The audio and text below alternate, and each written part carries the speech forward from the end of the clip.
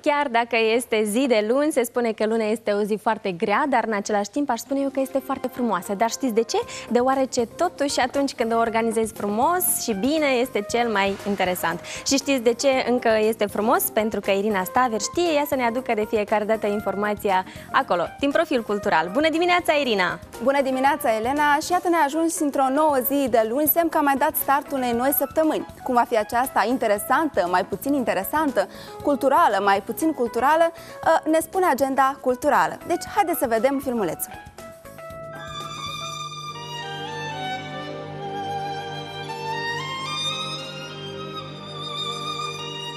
Începem pagina de cultură pentru ziua de luni cu o expoziție de pictură, Urme și umbre a plasticianului Florentin Leancă, care se va desfășura în perioada 30 noiembrie-18 decembrie la Centrul Expozițional Constantin Brâncuș.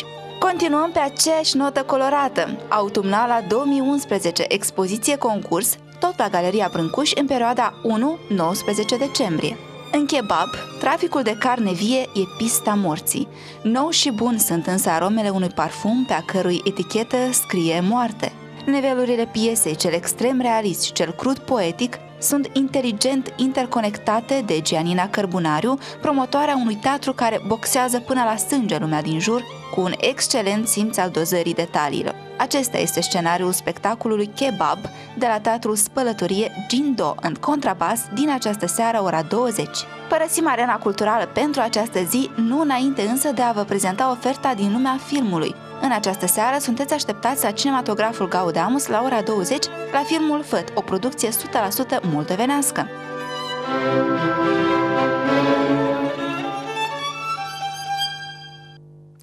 Cu siguranță că fiecare dintre noi se naște cu un scop anume, iar unul dintre scopurile cele mai nobile este de a lăsa o urmă, semn că nu ai trecut așa prin viață, dar ai încercat să-i dai valoare, substanță. Urma artistului plastic Florentin Leancă se face simțită și văzută prin expoziția sa de picturi Urme și umbre de la Galeria Constantin Brâncuș. Da, în această dimineață îl avem alături pe Florentin Leancă, membru titular al Uniunii Artiștilor Plastici din Republica Moldova. Bine ați venit la noi și bună dimineața! Bună dimineața, bine v-am găsit! Da, eu deja am încercat să dau o explicație, o interpretare proprie expoziției dumneavoastră. Nu știu cât de aproape am fost de adevăr, totuși aș vrea să aud chiar de la autor. De ce Urme și umbre? Urme și umbre a pornit de la lucrarea care este afișat pe pliant. Este vorba de o compoziție cu câinele. Veneam seara la lucru și m-a inspirat această idee, văzând câinele mă așteaptă acasă, lângă poartă, și bineînțeles că m-a inspirat acest lucru și după aia a mers ideea, deci a fost prelucrată bazându-mă, deci tematica câinele cum ar fi cel mai bun prieten al omului și evident era o zi de iarnă, ploioasă, lapoviță și văzând câinele stând și înghețând lângă poartă, m-am gândit văzând un capac de canalizare și... Dar chiar vreau să vă întreb, ce înseamnă capacul de canalizare totuși?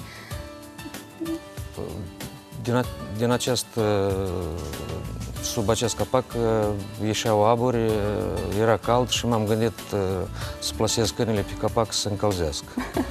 Și asta a fost ideea, după asta a venit alte idei. Evident că am mai avut câteva încercări, străduindu-mă să-mi găsesc euul meu.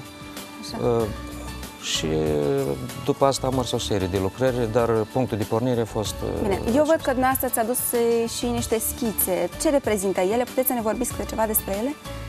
Am o serie de schițe a oamenilor de cultură, prieteni, colegi. Sunt executate deci, ca schițe, nu este vorba de un portret finalizat, dar... Haideți să le arătăm și telespectatorilor, să vadă mai aproape despre ce este vorba.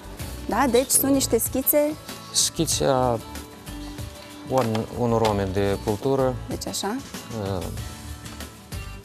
Teatru, foto. Deci, Asta este imaginea scriitorului Nicolae Semenco. Așa. Asta ce reprezintă? Iarăși Gheorghe Chiriță, un prieten bun de-al meu. Așa. Aici văd că sunt cel mai trist poet din Europa. Despre cine este vorba? Este vorba despre Eugen Cioclea. Făcându-i portretul, m-a rugat să scriu citata aceasta, care dumnealui a solicitat-o, și cel mai trist poet din Europa. Așa, spuneți-ne, care au fost începuturile dumneavoastră? Cum v-ați lansat ca artist plastic, de fapt? Și cine au fost acei oameni care v-au încurajat, v-au susținut? Mai tare. Am absolvit Colegiul Republican Alexandru Plămădeală, 82-86, după asta a urmat armata, după armată m-am întors. Am devenit student la Academia de Muzică, Teatru și Arte Plastice. Absolvând această instituție de învățământ, am devenit membru Uniunii Artiștilor Plastici și pe parcursul acestei... Ați fost chiar și vicepreședinte al Uniunii Artiștilor Plastici, nu așa? Exact, din 2001 până în 2009. Și în această perioadă de răstimp am participat la diverse expoziții comune, cât în țară, atât și peste hotare. Spuneți-ne care au fost premiile, distincțiile cu care v-ați învrednicit de-a lungul timpului? Am avut fericirea să iau premiul pentru tineret, se acordă anual de către Uniunea Artiștilor Plastici. Așa. Am luat un premiu la o expoziție internațională în România, orașul Bârlad, premiul Tonița în domeniul picturii. Și încă un premiu am avut acordat de un artist plastic, sculptor, Valentin Vârtosu. În perioada aceea, dumnealui s-a ocupat de acordarea acestui premiu, așa și se numește, Premiul Virtuosus. Acestea sunt premiile. Sunt curioasă să aflu cum este artistul Florentin Leancă din perspectiva familistului. La capitolul acesta sunt, cum să zic, nu pot să mă laud cu mari performanțe, dar asta este situația. Deci acolo e așa, mai slăbuț. Mai slăbuț. La încheiere, ce transmiteți tuturor iubitorilor de artă? Un mesaj din partea noastră. Eu le-aș dori să... Este important atunci când vizitezi multe expoziții, călătorești și vezi ce se întâmplă cât la noi, atât și peste hotare. Este foarte important pentru un artist plastic, pentru că acumulează cunoștințe, face schimb de experiență și